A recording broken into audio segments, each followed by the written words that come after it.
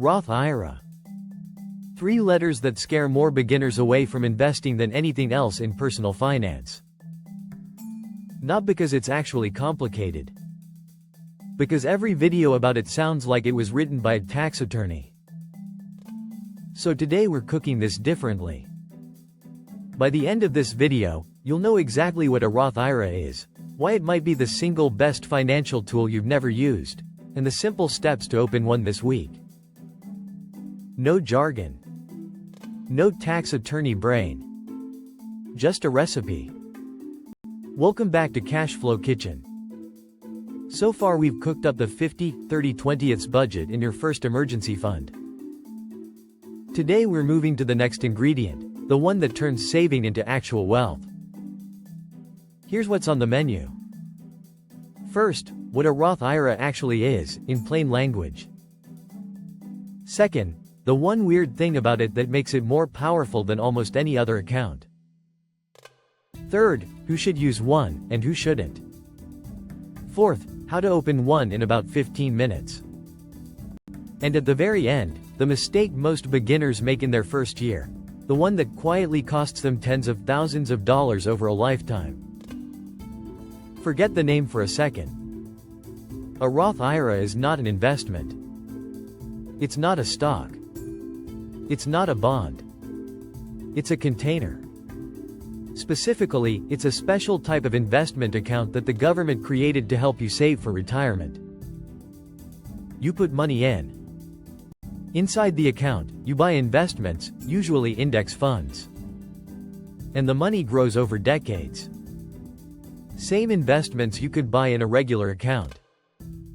The difference is the container itself. The Roth IRA has special tax rules that make it dramatically better. Quick clarification on the name. IRA stands for Individual Retirement Account. Roth is the senator who created it. That's it. The name tells you nothing useful, which is part of why this thing intimidates people. Here's the part that matters. The reason a Roth IRA is special. In a regular investment account, every time your investments grow, you owe taxes on those gains. Every dividend, every sale, every profit, the government takes a piece. In a Roth IRA, that doesn't happen. The money you put in has already been taxed, since it came out of your paycheck. But once it's inside the Roth, it can grow for 40, 50 years and you owe zero taxes on the growth. Not when it grows. Not when you take it out in retirement. Zero. Let me put a real number on that. If you put $50 a week into a Roth IRA starting at age 25, and it grows at the historical stock market average, by age 65 you'd likely have somewhere over $1 million. In a regular account, you'd pay taxes on a huge chunk of that growth. In a Roth IRA, you don't. That tax break is the single biggest legal financial advantage available to most regular people. Most people just never use it because nobody explained it without making it sound like homework. Now, is a Roth IRA right for you? 3 quick filters. Filter 1. You have earned income. Roth IRAs require you to have a job. Wages, salary, freelance income, anything where you earned the money working. Investment income alone doesn't count. Filter 2. You make under a certain amount.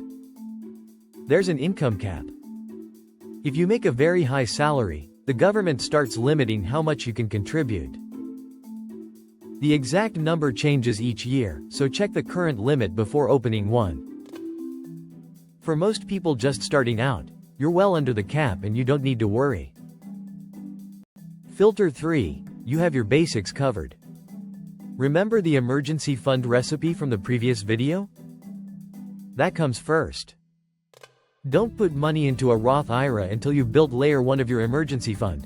That first $1,000 in a high-yield savings account. The Roth is your wealth builder. The emergency fund is your safety net. You need the net before you climb. If all 3 filters pass, yes, you should probably open a Roth IRA. If not, that's fine.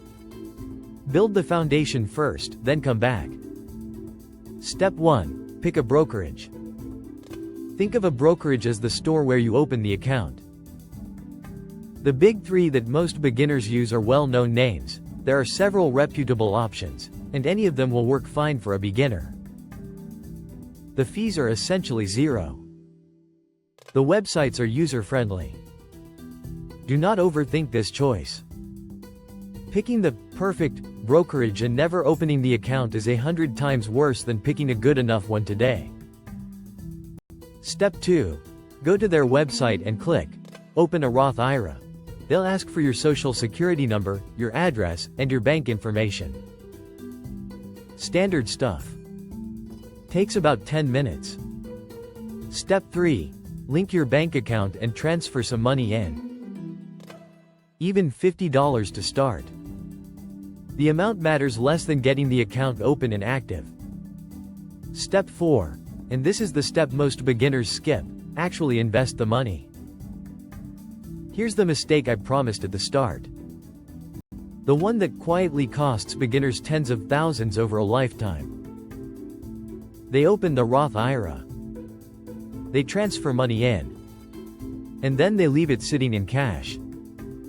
Opening the account is not investing. Funding the account is not investing. The money has to actually be used to buy something, usually low-cost index funds, for it to grow. Otherwise it just sits there earning essentially nothing, and the magic ingredient, that tax-free growth, has nothing to grow on. So after you fund the account, the very next click is to buy investments inside the account. For most beginners, the simplest right answer is a total stock market index fund. Boring. Diversified. Cheap. Historically reliable. We'll do a full recipe on index funds next week. For today, just know that funding the Roth is step 3 of 4. Buying the index fund is step 4, and it's the one that actually makes you money. That's the recipe. A Roth IRA is a container. The magic ingredient is tax-free growth. 3 filters tell you if it's right for you. 4 steps to open one, and the 4th step is the one most beginners forget. If this helped, subscribe. Every week I drop one new recipe for handling money without losing your mind.